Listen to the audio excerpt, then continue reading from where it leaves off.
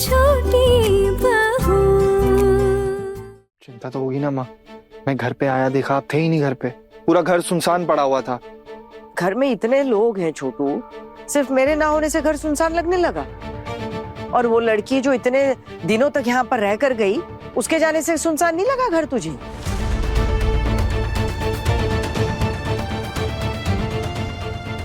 भाई मम्मी, अब कहाँ की बात कहाँ ले जा रही हैं? क्या बोल रही हैं आप? बच गया हमारा छोटू।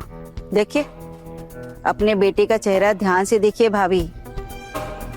जब तक वो लड़की हमारे घर में थी ना, हमारे छोटू का चेहरा उतरा हुआ रहता था। जब से वो नागिन हमारे छोटू की जिंदगी से गई है ना, देखिए हमारे छोटू के चेहरे पर कैसे रौनक आ गई है। मेरा छोटू अच्छा रहे, खुश रहे, इसलिए एक अच्छा काम करके आई हूँ मैं आज। छोटू की माँ हूँ, चिंता तो लगी रहती है ना। फिर सोचा आप सबको क्यों परेशान करूं, इसीलिए अकेले जाकर छोटू के लिए एक लड़की देखकर आई हूं मैं।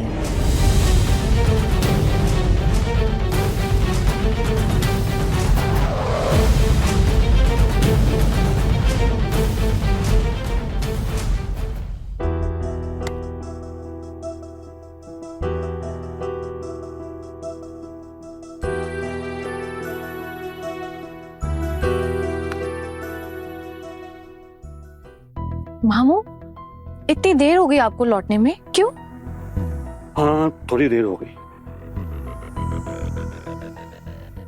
वाह मामू, आप ना मुझसे बातें मत करो। मैं दोपहर में जब अपने कमरे में पढ़ रही थी, तब निकलने से पहले एक बार भी मुझे बताना जरूरी नहीं समझा आपने।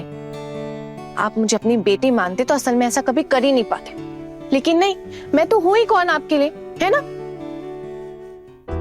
ये तो मुसीबत में मुझे आपसे आसरा लेना पड़ा और मजबूरी में आपने मुझे आसरा दे दिया।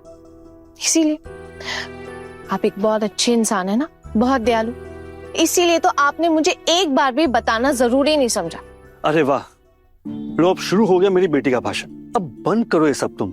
एक कप चाय मिलेगी कि नहीं? देती हूँ लाकर। अब आपका घर है, आपने चाय मांगी तो मना कैसे कर सकती हूँ? नहीं चाहिए मुझे चाय। एक कप चाय के लिए इतनी डांट खाने का मन नहीं है मेरा। नहीं चाहिए मुझे चाय। मामू, मैंने मना किया क्या? घर में रहने का ताना मार रही हो ना, अब कोई जरूरत नहीं है चाय की।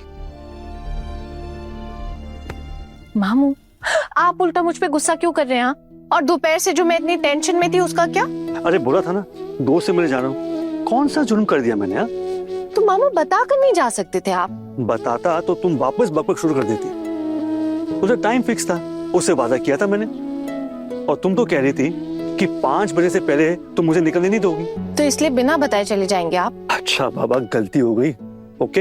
अच्छा ये बताइए, कहाँ गए थे? दोस्त से मुलाकात हुई, गप्पे लड़ाए? मुलाकात हुई, गप्पे भी लड़ाए।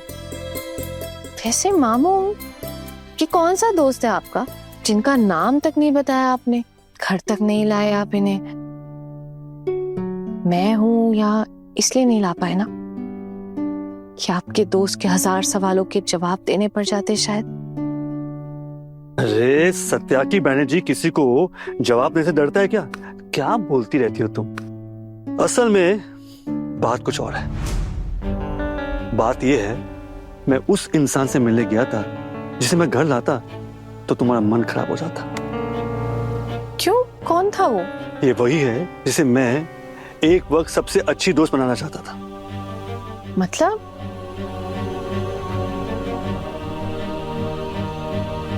मामू, माँ आई थी क्या? क्या कहा माँ आपने? आप लड़की देख कर आ रही है? अरे चौंकने की क्या बात है? लड़की देखने तो जाऊंगी ना, और ये बात तो सभी को पता है। छोटू की शादी करवानी है। अभी इन सब की क्या जरूरत थी माँ? अरे तूने खुद कहा था कि नहीं मुझसे तुझे शादी करनी है? कहा था कि नहीं? हाँ बोला था, लेकिन माँ वो तो क्या? गुस्से में कहा था है ना छोटू? हाँ माँ, वो मुझे बेइज्जती महसूस हो रही थी इसलिए मैंने बोल दिया। देख छोटू, ये सब मैं नहीं जानती। जिस लड़की के साथ तू घर नहीं बसा पाया, जो लड़की तुझे खुश नहीं रख सकी, संभाल नहीं पाई, अब उस पर गुस्सा करने से क्या होगा? अब उससे अलग हो गया है ना, किस्सा खत्म। मैंने एक जन से बात की थी, वो रिश्ता लेकर आए हैं ये। बड़ी मामी, ये एक जन कौन है? हमें तो इस बारे में कुछ नहीं पता। और आप हम में से किसी को क्यों नहीं अपने साथ लेकर गई? मैंने ऐसा कोई वादा किया था तुझसे पोल्टू कि मैं छोटू की होने वाली बीवी को देखने के लिए सबको लेकर जाऊंगी? कहा था क्या किसी से? नहीं बड़ी मामी, आपने ऐसा कुछ नहीं कहा, लेकिन आप हम में से किसी को साथ ले जा सकती थी ना। हम ना सही अब छोटी मामी या माँ को साथ ले जाती। माँ अकेली ही चली गई। वैसे अच्छा ही हुआ आपने हमें साथ चलने के लिए नहीं कहा। हम आपके साथ नहीं जाते बड़ी माँ। हम मतलब हम 3 बहू हैं। हाँ, हम 3 बहू हैं। इन्होंने तो अपनी एक गैंग बना रखी है ना इस घर में। और पारो, अब तुम्हारा नंबर भी ना बहुत जल्द आने वाला है। फिर देखता हूँ ये कैसे बड़े बड़े भाषण दोगी तुम। अच्छा, वैसे मुझे ना उस दिन का बेसब्री से इंतजार है। मुझे कोई परवाह नहीं है, क्योंकि आज तक आपने मुझे दिया ही क्या है, तो फिर क्यों मुझे डर लगेगा आपके तलाक देने से या ना देने से। बल्कि अब मुझे आपके साथ नहीं रहना पड़ रहा है ना, मैं बहुत खुश हूँ। मैं अपनी जिंदगी आराम से जी रही हूँ, सुकून में हूँ मैं। खबरदार, खबरदार जो मेरे बेटे के साथ ऐसे बात की तो। हमारा खा पी रही है, हमारे रहमो करम पर जी रही है, और इतनी बड़ी बड़ी बातें हमें सुना रही है तू। देख रहा है पोल्टू तू? हाँ, देख रहा है ना तू? ओ हाँ माँ, आप सही कह रही हैं। रहमो करम पर जीने के लिए तो आप मुझे शादी करके इस घर में लेके आई थी। मैं रहूंगी तो यहाँ पर, लेकिन खाना खाने के लिए मुझे जाना पड़ेगा पड़ोसियों के यहाँ, है ना? कोई बात नहीं, मैं ना एक काम करती हूँ, मैं ना भीख मांगकर पड़ोसी से खाना मांग ही लेती हूँ, और मुझे उम्मीद है कि वो मना तो नहीं करेंगे। बस आपकी बदनामी ना हो,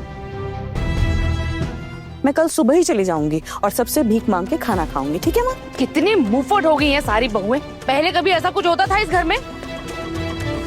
आप लोग हमेशा हमारी बेइज्जती करते रहेंगे, हमें ताने मारते रहेंगे और हम सब चुपचाप खड़े हुए सुनते रहेंगे। ऐसा तो नहीं होगा ना?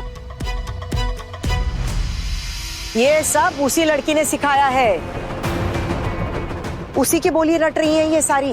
वो तो ये सब सिखा कर निकल गई घर से। हाँ, इसीलिए तो मेरी भाभी अब अपनी बात रख पा रही है, वरना अब तक तो दब कर जी रही थी यहाँ। मिली, तू एक बात बता, तू हमारे घर, इस घर को बर्बाद करने के लिए आई है क्या? इसे आप अपना घर क्यों कह रहे हैं पोल्टू दादा?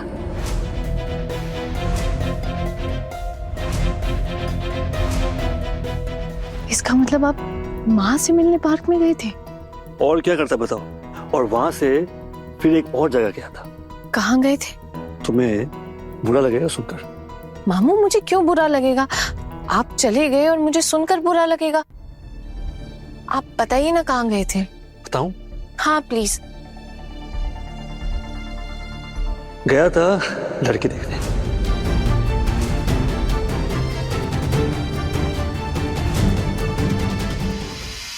लड़की देखने? किसके लिए लड़की देखने गए थे? देखा ना, तुम्हारा दिल उदास हो गया। अरे नहीं मामू, मैं भला क्यों उदास होंगी? आप बताइए ना, आप किसके लिए लड़की देखने गए थे? छोटू के लिए।